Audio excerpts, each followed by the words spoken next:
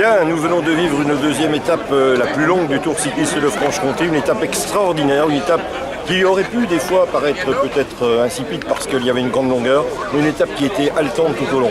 On a vu une échappée à 13, ces 13 coureurs ont pris quelques minutes d'avance au peloton, une avance qui a toujours été de l'ordre de 2 minutes, et puis d'un seul coup le peloton a réagi, ce peloton est revenu.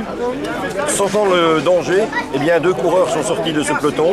Rullière, le Dijonais, en compagnie de Plouinec, le coureur donc, du team Peltrax. Ces 2 hommes sont repartis vers l'avant, ont beaucoup donné.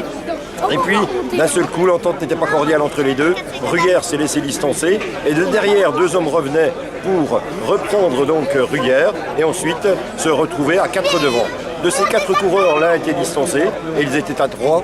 Et à ce moment-là, c'était assez extraordinaire. On était dans les plaines de Haute-Saône et on entendait donc les communiqués nous indiquer que les écarts étaient de l'ordre de 1,30, 1 minute 30, 1,35, 1,25, 1,30, 1,35. Ça s'est joué vraiment à quelques cheveux, je dirais, pendant de très nombreux kilomètres. Et puis, d'un seul coup, Rullière, ne pouvant plus aider le coureur de Peltrax, donc Plouinec, eh bien, a laissé celui-ci donc emmener le groupe de tête et le peloton à 8-10 km de l'arrivée, avec des longues lignes droites, avec des côtes et des descentes. Ce peloton avait sans arrêt en point de mire donc les échappés. Et bien sûr, ce qui devait arriver arriva. C'est arrivé au passage à l'ultime kilomètre où donc les échappés ont été absorbés par le peloton et c'est au sprint que s'est jouée la victoire d'étape. Un sprint tumultueux, un sprint avec une petite montée pour arriver donc au bout de l'avenue de la République, virer à gauche et ensuite entamer la montée vers le château, face au château du moins.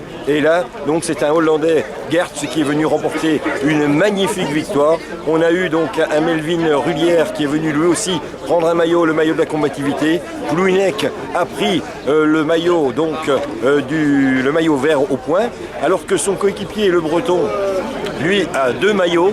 Il a le maillot donc de la montagne et il a le maillot de la jonction, le maillot orange. Et ce qui est extraordinaire, c'est que cette équipe, ce team Peltrax, qui je le rappelle, ne compte plus que 2 coureurs, le Breton et donc Plouinec, cette équipe remporte quand même 3 maillots sur les 6 qui sont distribués. Chapeau, messieurs.